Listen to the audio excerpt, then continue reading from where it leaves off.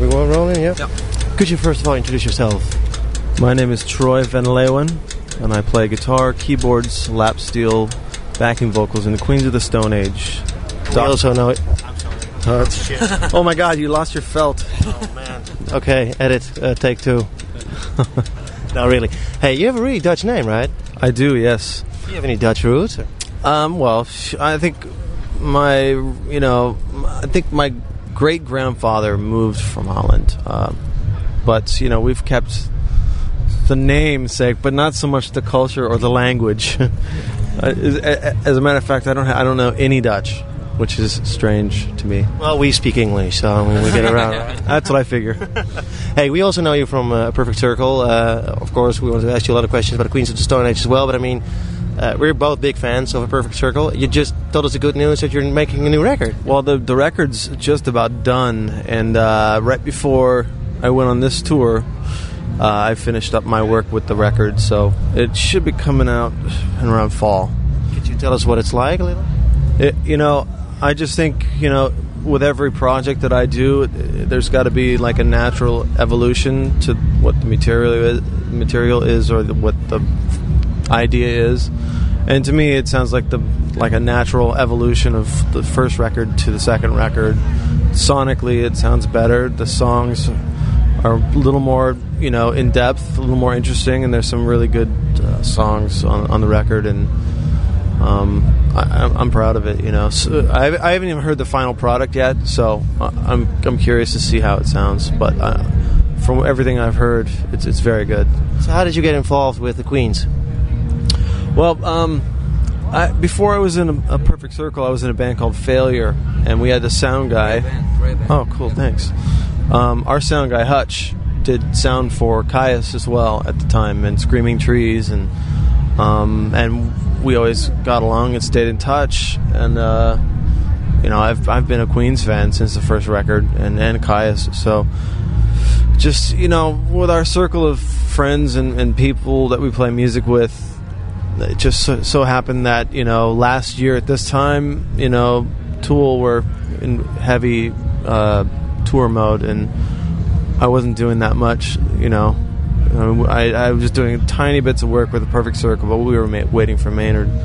So they asked me to come out on the road with Dave Grohl, and I decided to stay. So this is where I'm going to be. Is that long enough? So for how long are you touring now with them? Because you just told me. Yeah, I think we're going to be finally home for a couple weeks in September, and then I think we're going to go back out again. I think we're going to tour all the way up until November.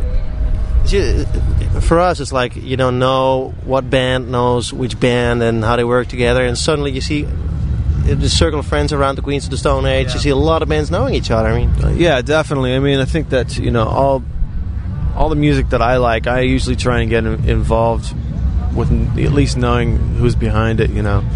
As far as I can. So it's great being with Queens because we got stuff like Nick's other band, which is Mondo Generator. I got to play on his record. Mark Lanigan, the Desert Sessions with like PJ Harvey, and we're all doing other stuff. I have another band that I'm doing called Enemy, which features drummer from Failure and the bass player from a band called Handsome. We're always doing stuff all the time. And Twiggy's playing with Perfect Circle now.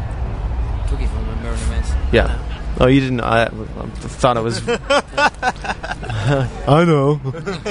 I'm sorry. That's okay. We're informed. Yeah.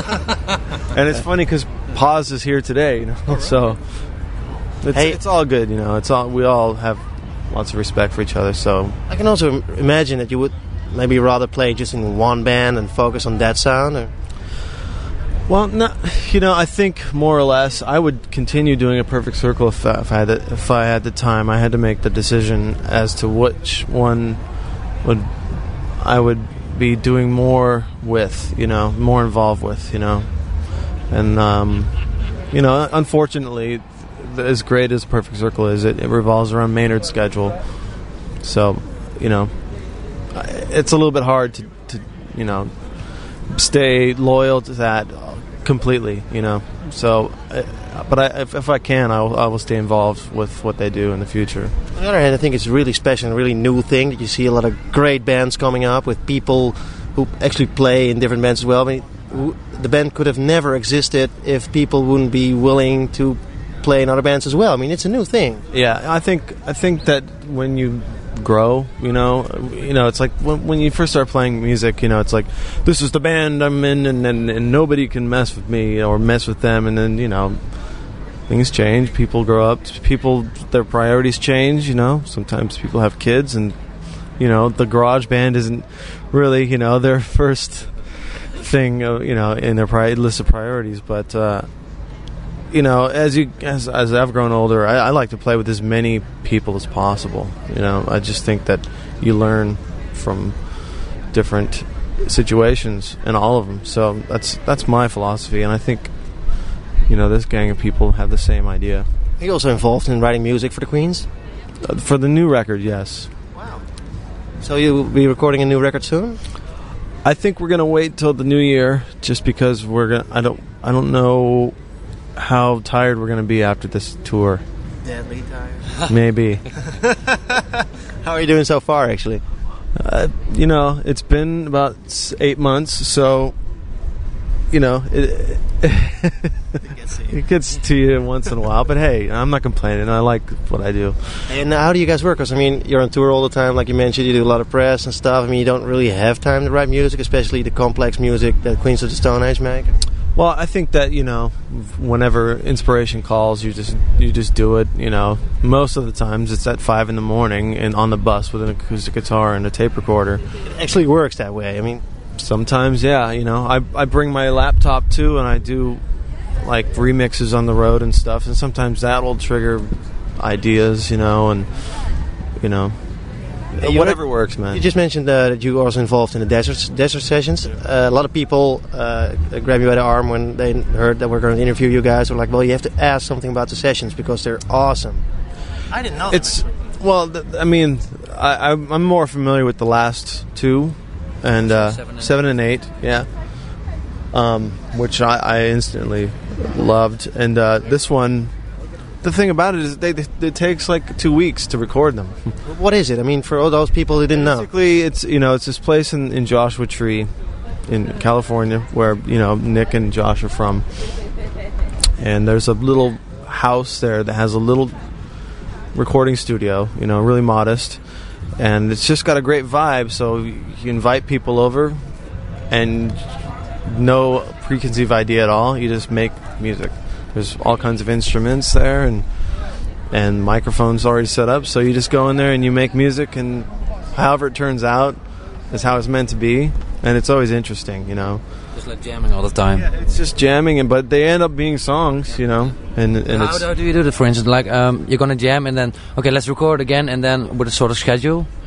No schedule. See what comes. Just work during, you know, you get up and you have some coffee, and then, you know, Josh Freeze will get behind the drum kit, and I'll get on the piano, and PJ will do some percussion, and Josh will play bass, and, you know, or whatever. And it changes sometimes. Like Josh wanted to play.